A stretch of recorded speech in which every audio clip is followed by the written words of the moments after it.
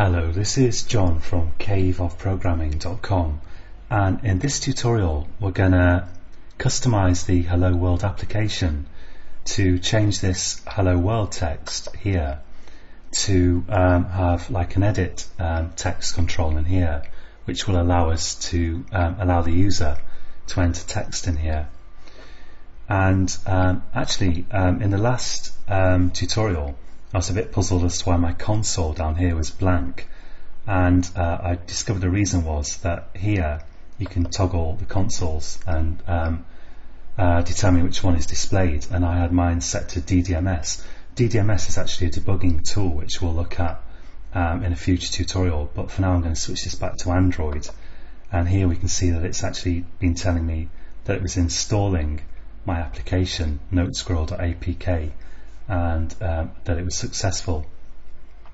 And it's a good idea to keep an eye on this console to see what's happening.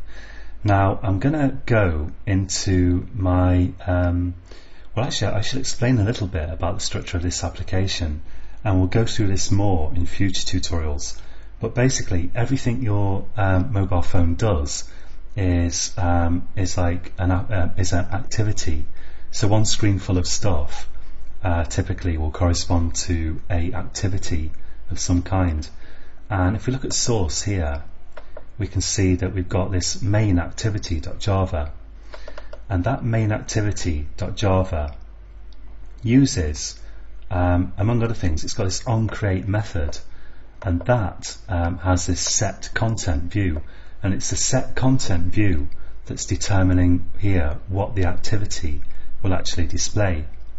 Now this is using a constant from this r.java, and you can find r.java in this gen folder, so you shouldn't edit anything in here.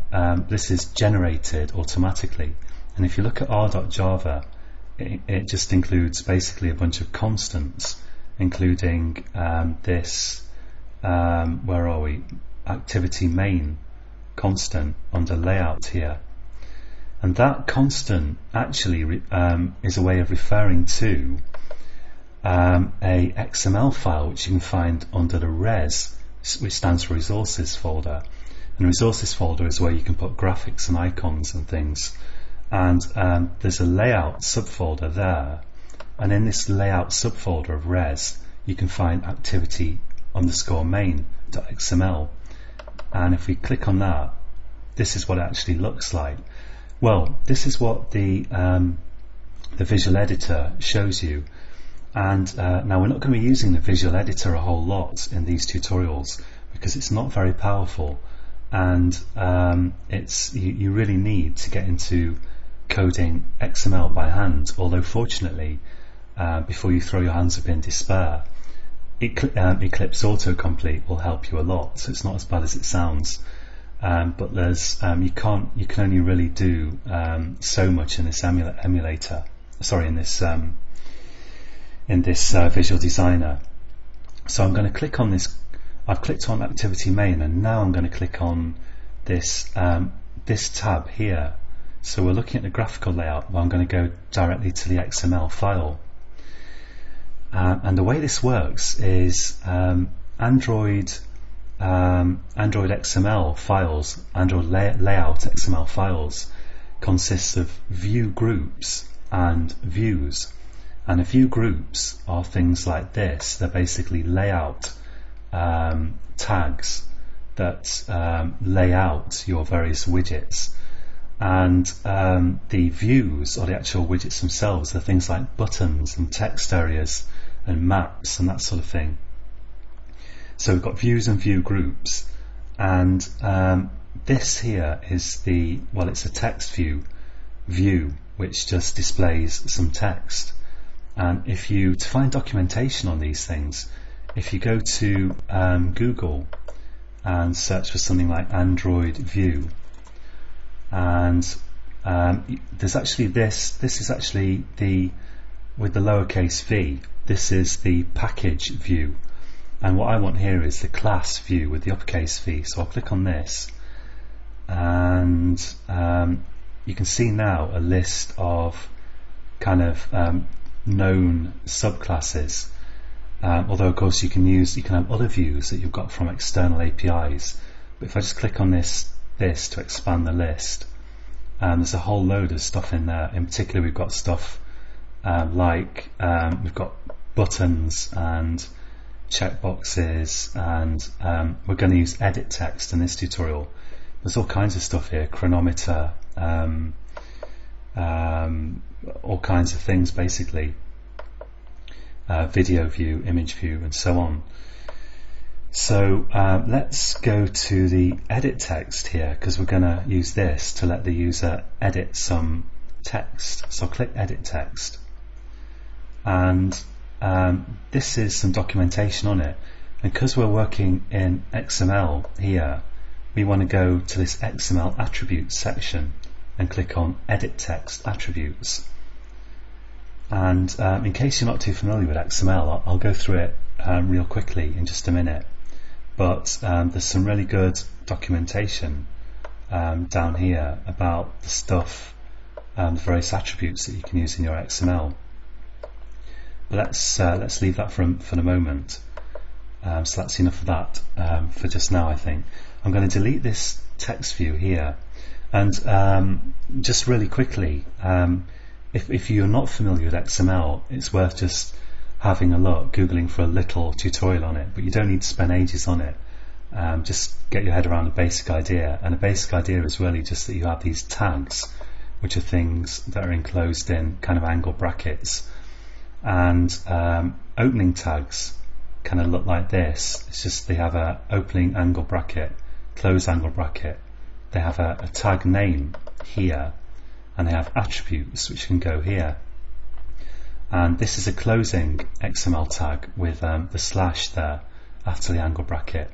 And you can also have kind of self-closing tags like this one, where there isn't an opening and closing tag, there's just one tag that closes with this slash angle bracket.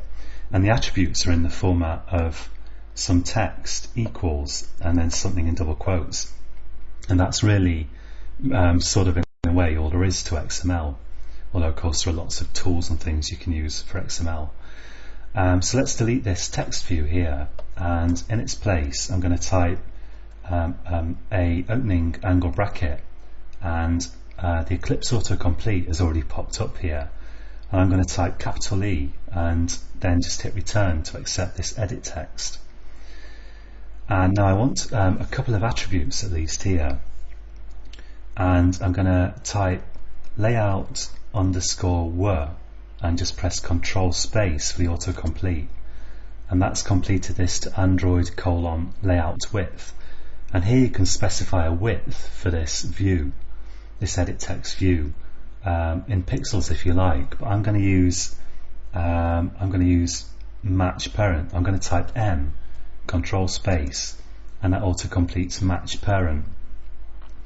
And that means that the width of this view is going to fill the width of the parent view group basically. So it's going to take up as much space horizontally as possible. And you might also see fill parent, which I think in Android 2.2 fill parent was changed to match parent, but it means exactly the same thing, although fill parent is perhaps a bit more descriptive. Now I'm going to type layout underscore H, Control space, and there's nothing magical about what I'm typing here. It's just that you need to type enough characters that the autocomplete knows what you mean basically. And I'm going to type here again M and Control space, and now I'm going to hold down Control and Shift and press F just to automatically format that, and that also works on Java code, and it's a really great shortcut. And I think at the absolute minimum that would do. So let's just save everything, and let's just run this. Click the green run button, and so down here it says uploading notescroll.apk onto device emulator and installing it, and it says success. So let's click the emulator and have a look, and here we've got an area where the user can enter text, and I'm just going to click in there, and there we go, the keyboard's popped up and I can type text in here via the keyboard. It's a little bit slow, but it's okay. One thing you'll notice about this, I don't know if we can hide the keyboard. I think there must be a way, but I don't really know what it is. But one thing you probably noticed is that the text is appearing in the middle of the text view, which looks especially strange when the keyboard has kind of appeared like this, because it seems to appear at the bottom of the screen. And if we want it to appear at the top, which I feel I do, we can have another attribute here. Actually, if you just put your cursor there and press Control Space, you can see a list of all possible attributes. And the one I want down here is gravity, so Android gravity. And if I just set that to, I'll just type T Control Space and Control Shift and F again. If I set the Android gravity attribute to top, that's going to make my text move to the top. So let's just click this Run button again, and again it says uploading, installing, and with a bit of luck it's going to say success, and there we are. Here we are actually, and now the text can be typed at the top. If I click in here, it looks much better.